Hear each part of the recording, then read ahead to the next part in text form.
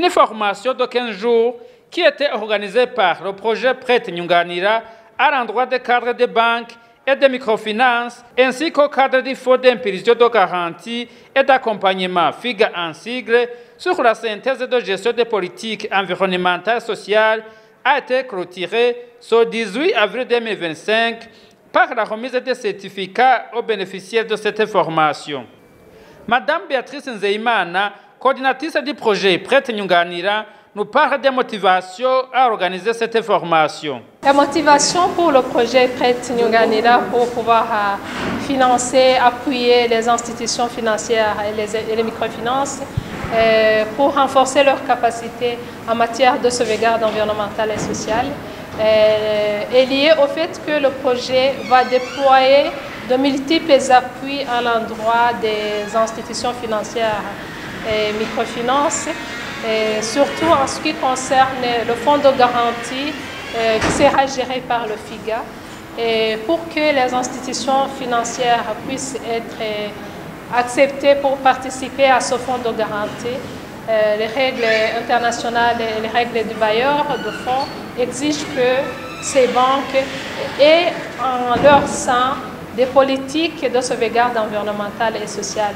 Et c'est aussi un appel qui les interpelle à vérifier que les projets qui seront soutenus par ce fonds de garantie soient des projets qui respectent l'environnement et la société. Cette politique environnementale et sociale dans les banques et microfinances vient à point nommé. Cette politique sera de base qui va permettre d'analyser les projets soumis par les promoteurs de projets pendant la demande de crédit, afin que ces derniers puissent respecter les normes environnementales et sociales conformément à la norme 9 qui a été élaborée par la norme 9 exigée par le cadre de gestion environnementale et sociale de la Banque mondiale.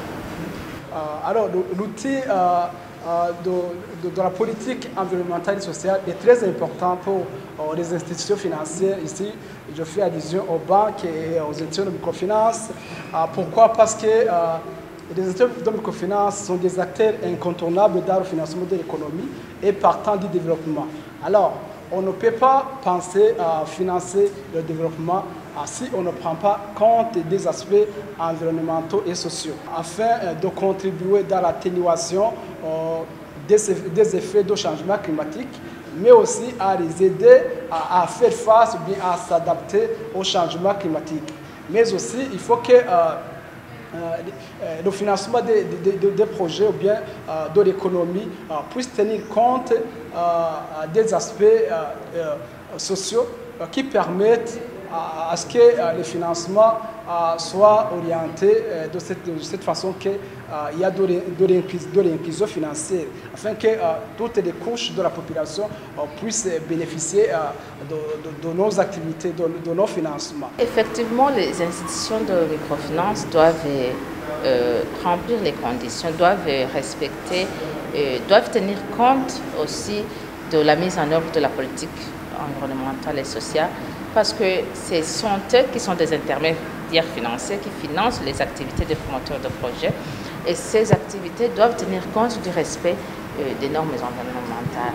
Donc vous comprenez qu'une institution financière, s'il ne tient pas compte de la préservation de l'environnement et de sa biodiversité, ça aura non seulement un impact sur le propriétaire du projet, mais aussi un impact au niveau communautaire et aussi un impact au niveau de l'ensemble du pays en général. Cette formation nous sera utile dans notre institution parce que ça va permettre à mettre en place des documents et des outils de protection de l'environnement et afin d'éviter aussi la pollution. Et ces outils aussi vont nous aider à faire une bonne analyse des crédits afin de pouvoir réduire des risques dans les projets à financer. Nous avons appris beaucoup de choses, essentiellement pour des projets que nous finançons, qui peuvent avoir un impact négatif sur l'environnement ou sur la société.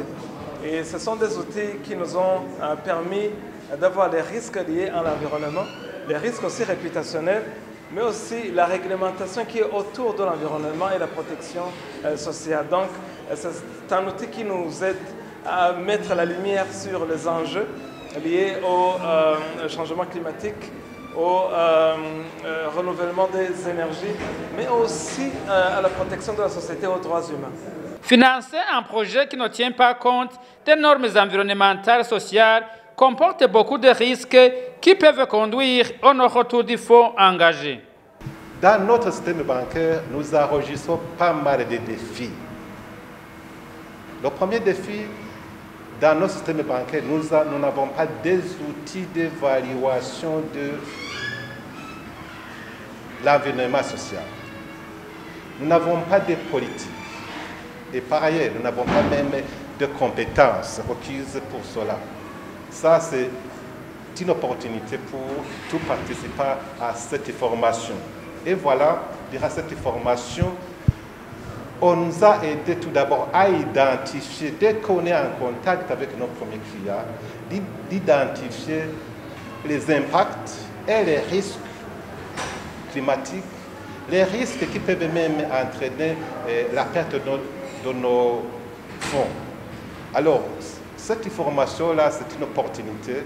Maintenant, nous savons quand nous sommes devant nos clients, qu'est-ce qu'on va faire avec le client? Quels sont même les conseils qu'on va lui donner? Des projets qui sont financés sans tenir compte des aspects environnementaux et sociaux peuvent connaître des aléas qui puissent conduire au non-retour de fonds. Les risques sont de trois ordres. Il y a tout d'abord le risque de nous-mêmes, les institutions financières. C'est la perte des fonds avancés aux emprunteurs. Parce que quand nous finançons un projet qui va détruire l'environnement, un projet qui sera nuisible à l'environnement, il y a lieu que même les habitats risquent de lutter contre ce projet. Comme ça, nous allons perdre les fonds déjà engagés. Ça, c'est le premier risque. Deuxième risque, c'est le risque même lié aux clients. Les clients, ils montent les projets, mais ils ne savent pas évoluer l'impact de leurs projets. Si alors son projet vient d'être combattu par l'environnement, si par exemple il vient de perdre la moitié de ses économies, lui, il continuera à payer à la banque et il continuera aussi, il va subir des risques énormes. Et au niveau social, il y a lieu de financer un risque qui va faire un déplacement de la population autochtone. Et vous savez qu'aucun projet ne peut être accepté s'il vient pour déplacer la population autochtone, s'il vient pour détruire l'environnement, s'il vient pour mettre en cause les lois internationales. Alors il y a beaucoup de risques. L'impact négatif est énorme pour un projet d'investissement qui ne respecte pas l'environnement et la société.